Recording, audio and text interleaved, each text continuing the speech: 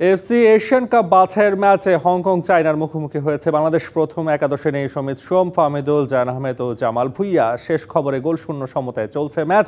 বাংলাদেশের গোলবার সামলাচ্ছেন মিতুল মার্মা। ডিফেন্স লাইনে আছেন শাকিল আহাদ তপু, তাজউদ্দিন তারিক কাজী ও সাদউদ্দিন। মাঠের দায়িত্বে হামজা চৌধুরী, সোহেল রানা জুনিয়র, সোহেল রানা সিনিয়র ও শেখ মুরসালিন। আক্রমণের ভার রাকিব হোসেন ও ফয়সাল আহমেদ ফাহিমের কাঁধে। এশিয়ান কাপ বাছাইয়ের 2 ম্যাচে একটি ড্র ও একটি হার নিয়ে টেবিলে 3-এ বাংলাদেশ। এদিকে 2 ম্যাচে 4 পয়েন্ট হংকং চায়নার। এশিয়া কাপে কোয়ালিফাই করার ভালো সম্ভাবনা রয়েছে তাদেরও।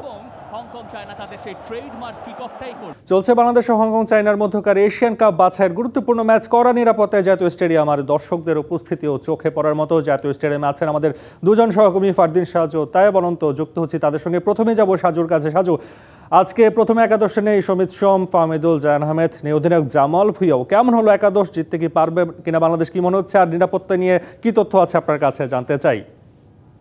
শুরু হয়ে গেছে বিগ ম্যাচ, ইতিমধ্যে মাঠের লড়াইও চলছে। তার আগে যেটা বলতে চাই যে এই শুরুর একাদশে নেই সমিত সোম, ফাহমিদুল, জায়ন আহমেদ, জামাল ভুঁইয়া, তপু বর্মনের মতো তারকা ফুটবলাররা, যারা কিনা বাংলাদেশ দলের মূল ভরসার নাম। তো সব একাদশ নিয়ে আমি যাচ্ছি আমার সহকর্মী তাইব অনন্তর কাছে। তো অনন্ত, আপনি সমিত সোম, ফাহমিদুল, জামাল ভুঁইয়া, জায়ন আহমেদ, তপু বর্মন তারা নাই, সুতরাং হ্যাভিয়ার ক্যাবরেরার এই একাদশটা আপনি কেমন দেখছেন? একটা ট্যাকটিক্যাল মুভ মনে হয়েছে। এখন যদি কোনো চোট থেকে থাকে সেক্ষেত্রে হিসাবটা আলাদা, কিন্তু সমিত সোমের না খেলাটা একটা বিগ সারপ্রাইজ। কারণ বাংলাদেশের জন্য এটা ডু অর ডাই ম্যাচ। আমরা পয়েন্ট টেবিল নিয়ে সারাদিন ধরেই কথা বলছি যে পয়েন্ট টেবিলে বাংলাদেশ তারা একটা পয়েন্ট নিয়ে টেবিলে রয়েছে, এবং আজকের ম্যাচে যদি হংকং জিতে যায় তাহলে সেক্ষেত্রে তাদের পয়েন্ট 7 হয়ে যাবে। এবং একই সাথে আরেকটা ম্যাচ রয়েছে যেখানে ভারত লড়ছে সিঙ্গাপুরের সাথে, সেখানেও যদি ভারত হেরে যায় তাহলে বাংলাদেশের জন্য এই এশিয়ান কাপের বাছাই পর্বটা পার হওয়াটা খুবই কঠিন হবে। তবে যে দলটা দেখছি তাতে 4-4-2 ফরমেশন মনে হচ্ছে। সামনে দুজন রাকিব এবং ফাহিম দুজন খেলবেন।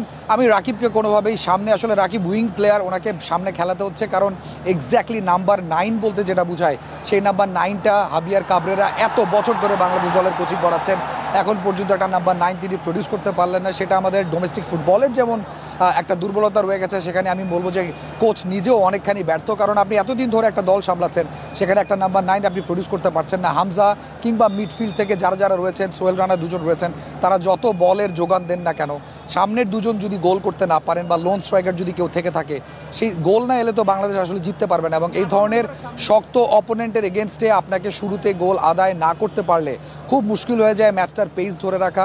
এবং এই ক্ষেত্রে একটা গোল যদি হজম করেন, সেক্ষেত্রে আপনি অনেকগুলো নাম বলেছেন যারা শুরুর একাদশে নেই। তপু বর্মন খেলছেন না। তপু বর্মন খেলার পরেও আমরা দেখেছি সিঙ্গাপুরের এগেনস্টে আমরা 2টো গোল হজম করেছি। তপু বর্মন এবং বাকি ডিফেন্ডাররা মিলে ভয়াবহ ভুল করেছেন। সেই জায়গায় তপু বর্মনের আজকে না থাকাটা বাংলাদেশের ডিফেন্সকে অনেকখানি দুর্বল করে দিয়েছে। ওভারঅল আমার কাছে মনে হয় যে বাংলাদেশ হয়তো চিন্তা করছে ফার্স্ট হাফটা গোল শূন্য রেখে, তারপর হয়তো সমিত সোম যদি ফিট থাকেন, কোনো রকম জেট ল্যাগ যদি না থাকে, দ্বিতীয়ার্ধে হয়তো সমিত সোমকে আমরা দেখবো। সাজু, আমরা দেখেছি যে সিঙ্গাপুর ম্যাচের তুলনায় এই হংকং চায়না ম্যাচের দর্শক অনেকটাই বেড়েছে, এবং আমরা দেখেছি সিঙ্গাপুরের ম্যাচের তুলনায় এই ম্যাচে আয়োজন অনেক বেশি করেছে বাফুফে। তো ওভারঅল আয়োজন নিয়ে কি আপনি সন্তুষ্ট কি না? করেছেন যে 400-500 টাকার পানি তাদের কিনে খেতে হয়েছে সিঙ্গাপুরের ম্যাচে, সেই জায়গাগুলো আসলে আমাদের একটু মাঠে ঘুরে দেখতে হবে। বাট ওভারঅল আপনি যদি নিরাপত্তা বলেন, আগের থেকে অনেক বেশি বাড়তি সতর্কতা রয়েছে এবং অনেক বেশি গোছানো মনে হয়েছে। প্রথম যে সিঙ্গাপুরের সাথে যে ম্যাচটা ছিল, সেখানে যেই পরিমাণ ক্যাওয়াস ছিল, যেই পরিমাণ মেসি ছিল, সেই জায়গা থেকে তারা যেমনটা বলেছেন, ইনফ্যাক্ট গতকাল ভাইস প্রেসিডেন্ট ফাহাদ করিম তিনি আমাদের স্টুডিওতে উপস্থিত ছিলেন, তিনি বলেছেন যে অনেক গোছানো একটা পরিকল্পনা তারা করতে চান এবং একটা কনসার্টের আয়োজন করা হয়েছে যেখানে রাফা সহ অন্যান্য অনেক সিঙ্গাররা ছিলেন। সব কিছু মিলিয়ে আপনি যদি প্রি ম্যাচ শো বলেন বা প্রি আয়োজন বলেন ম্যাচ শুরুর আগে, সেই জায়গায় বাফুফেকে অন্তত সিঙ্গাপুর ম্যাচের তুলনায় কৃতিত্ব দিতে হবে। এবং আমি আশা করি যে বাফুফে এই পেজটা শুধুমাত্র এই ম্যাচটাকে ঘিরে না, সামনে যতগুলো ম্যাচ রয়েছে, সামনের মাসে ভারতের সাথে এশিয়ান কাপের বাছাই পর্ব আমাদের রয়েছে, সেখানেও তারা হয়তো তাদের এই পেজটা, তাদের এই গোছানো মনোভাবটা ধরে রাখতে পারবে। তাই আপনার কাছে একটা বিষয় জানতে চাই, আজকের ম্যাচে অনেকগুলো চ্যালেঞ্জ নিয়েছেন হাভিয়ার ক্যাব্রেরা। ফাহমিদুল নেই, সমিত সোম নেই শুরু একাদশে, তোপু নেই। এই চ্যালেঞ্জটা কি উতরাতে পারবে কিনা, কি মনে হয় বাংলাদেশের যে একাদশ নিয়ে মাঠে নেমেছে? এবং সমিতকে নামানোর কারণটা কি আসলে ওয়েদারের সাথে সে খাপ খাওয়াতে পারেনি, খুব অল্প সময় আগে তিনি এসেছেন, এই বিষয়টা মনে হচ্ছে কিনা?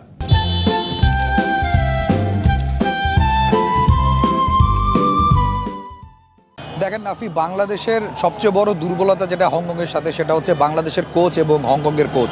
হংকংয়ের কোচ অ্যাশলে ওয়েস্টউড একজন ব্রিটিশ এবং ব্রিটিশ কোচ। তার লক্ষ্যটা খুবই আলাদা। তিনি হংকংকে টানা দ্বিতীয়বারের মতো এশিয়ান কাপের বাছাই পর্ব পেরিয়ে মূল পর্বে নিয়ে যেতে চান। তার লক্ষ্যটা খুব আলাদা। এখানে হাভিয়ার কাবরেরাকে যদি দেখেন, তার জন্য লড়াইটা আসলে তার চাকরি বাঁচিয়ে রাখার একটা ভালো ফল, যেটা তার কাছে সম্ভবত হায়েস্ট একটা ড্র হতে পারে, কিংবা পরবর্তী দুটো ম্যাচ রয়েছে হংকংয়ের সাথে অ্যাওয়ে ম্যাচ রয়েছে, এরপর ভারতের সাথে হোম ম্যাচ রয়েছে, সেখানে হয়তো তিনি একটা ডিসেন্ট রেজাল্টের খোঁজে রয়েছেন। বাট আমি মনে করি ব্যক্তিগতভাবে বাংলাদেশের ফুটবলটা এখন এতদূর এগিয়ে গেছে, সেখানে আসলে ডিফেন্সিভ মাইন্ডসেট নিয়ে আপনি কখনো হংকংয়ের মতো অপোনেন্ট যারা আপনার থেকে 40-45 ধাপ এগিয়ে রয়েছে, যারা রেগুলার জাপানের সাথে খেলে, সৌদি আরবের সাথে খেলে, সাউথ কোরিয়ার সাথে খেলে, এরকম একটা অপোনেন্টকে হারাতে হলে আপনাকে আরও অ্যাটাকিং মনোভাবে খেলতে হবে এবং লো ডিফেন্স লাইন। বাংলাদেশের ইনফ্যাক্ট আজকের ম্যাচে তপু বর্মন নেই, সো লো ডিফেন্স লাইনে আপনার অপোনেন্ট যেখানে শারীরিকভাবে আপনার থেকে অনেক বেশি চওড়া, তাদের অন দ্য এয়ার তাদের সাথে আপনি কুলিয়ে উঠতে পারবেন না, বল রিসিভিংয়ে, পেসে সবখানে আপনি পিছিয়ে রয়েছেন, যারা আপনাদের থেকে ভালো মানের ফুটবল খেলে, সেখানে আপনাকে ট্যাকটিক্যাল মুভে এগিয়ে যেতে হবে। বাংলাদেশ তো শুরুর একাদশে জায়ান নেই, ফাহমিদুল নেই, সেখানে আপনি বলছিলেন সমিত সোমের কথা, তারা নেই। সো আপনার টপ রেটেড প্লেয়ার যারা রয়েছেন, যারা প্রবাসী, তারাই যেখানে খেলছেন না, সেখানে আসলে আমি জানি না যে হাভিয়ার কাবরেরা কি চিন্তা করছেন। দেখেন, দিন শেষে কলটা হাভিয়ার কাবরেরার, he is the mastermind. তিনি যদি মনে করে থাকেন যে তিনি ঠিক কল নিয়েছেন এবং তিনি যদি ম্যাচ শেষে আমাদেরকে 3 পয়েন্ট এনে দিতে পারেন, তাহলে তিনি ডিফেন্সিভ মাইন্ডসেটে খেলছেন না অ্যাটাকিং মাইন্ডসেটে, নাকি তিনি বল হোল্ডিং করে একটা গোল বের করতে চান, সেটা একদমই ম্যাটার করে না, 3টা পয়েন্ট ম্যাটার করে। আমি এক্ষেত্রে হোসে মরিনিওর বক্তব্য টানতে চাই যে আসলে দিন শেষে 3টা পয়েন্ট ম্যাটার করে, একটা গোল ম্যাটার করে এবং ডিফেন্সটা ম্যাটার করে। সো আপনি যদি সেই জায়গা থেকে হাভিয়ার কাবরেরার ফিলোসফি যদি এটাই হয় যে আমরা অ্যাট এনি কস্ট ডিফেন্সিভ থেকে আমরা একটা গোল বের করে নিয়ে আসবো, তাহলে সেটাই হবে। তবে আমি ব্যক্তিগতভাবে মনে করি বাংলাদেশ যে দলটা সাজিয়েছে, সেই দলটা আসলে টু দ্য পয়েন্ট না। আপনার অনেকগুলো স্ট্রেংথকে আপনি ডাগ আউটে বসিয়ে রেখেছেন এবং বাংলাদেশের ফুটবলের চিত্র এমনিতেই পাল্টে গেছে হামজা, ফাহমিদুল কিংবা সমীর সুন্দর আসার পরে। কিন্তু বাংলাদেশের ফুটবলের সবচেয়ে বড় যে জিনিসটা প্রয়োজন, আপনি ব্র্যান্ডিং করতে পারেন, আপনি ফুটবল নিয়ে আপনি ওটিটি প্ল্যাটফর্মে খেলা দেখাতে পারেন, কিন্তু ম্যাচের রেজাল্ট যদি আপনি এনে দিতে না পারেন, তাহলে এসব করে কোনো লাভ নেই। সো বাংলাদেশ যদি আজকের এই ম্যাচটা জিততে না পারে, তাহলে আমি মনে করবো বাংলাদেশের এই ফুটবলের উত্থানের জায়গাটা অনেক বড় ব্লকেজ তৈরি হবে। নাফি, ধন্যবাদ। তেমন আমরাও দেখতে চাই বাংলাদেশ এবং হংকং ম্যাচের সবশেষ ফলাফলটা কোন দিকে যায়।